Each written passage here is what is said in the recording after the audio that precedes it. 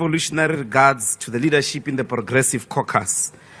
The presidency is responsible for 8 functions, 11 task teams, and 6 SOEs, and it is here to ask for money. Deputy President, when you spoke last Friday, Floyd Shibambu, you characterized the sitting president as being a candidate for an award in fiction, best fiction in literary sciences.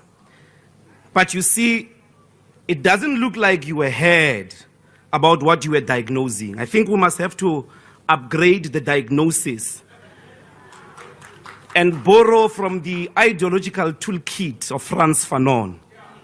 We may be dealing with psychosis, whose symptoms are delusions, illusions, because Zakes Mda, when he writes DP, he knows that he's writing fiction. But our candidate tonight truly believes in the delusions that he gives us. 1 million houses in Alex. He believes that. It's a proper belief. And Fanon teaches us about cognitive dissonance. That when you tell such a person who suffers from these symptoms the truth, they hold on so much to their core belief, they become agitated, uncomfortable. If you tell him now that he's wearing a blue tie, he may tell you he's convinced that he's not even dressed. Just today, after being warned of delusions, he comes to this platform and says, unsafe toilets have been replaced in 92% of schools needing safe toilets. The remaining 280 schools are scheduled for completion within this financial year. But the report of the Basic Education Department titled Education Facility Management System Report, published 3 July 2024, says there are 1,770 pit toilets, schools with pit toilets.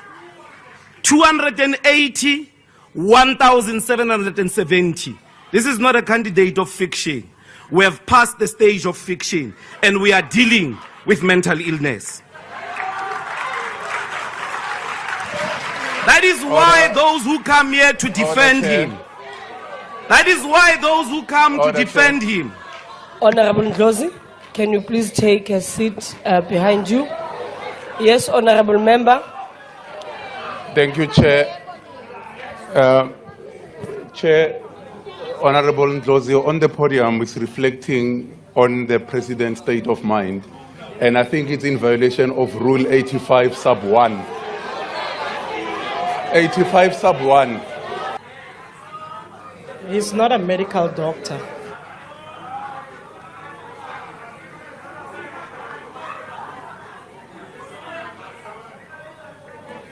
Thank you, honorable member.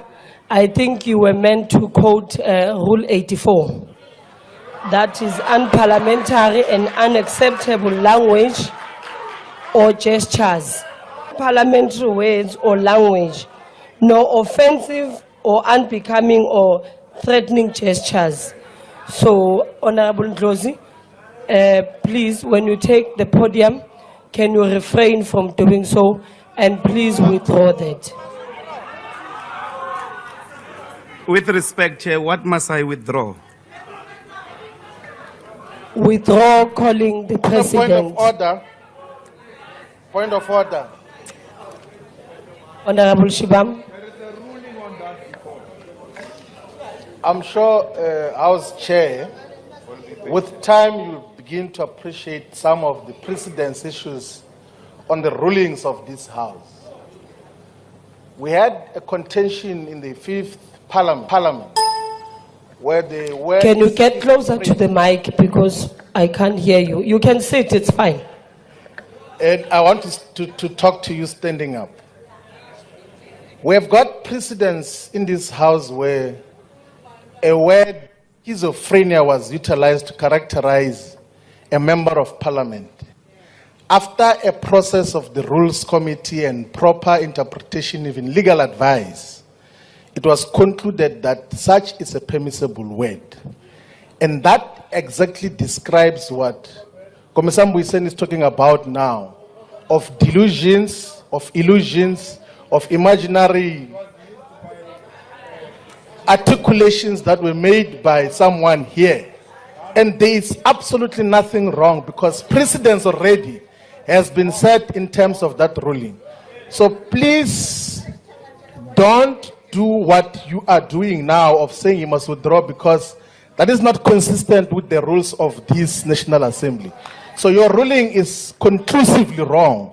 And you will realize when we then later on induct you in the Rules Committee of how these questions are handled. So please, let's allow the Speaker to proceed to characterize the phenomenon that we're dealing with now. Thank you very much.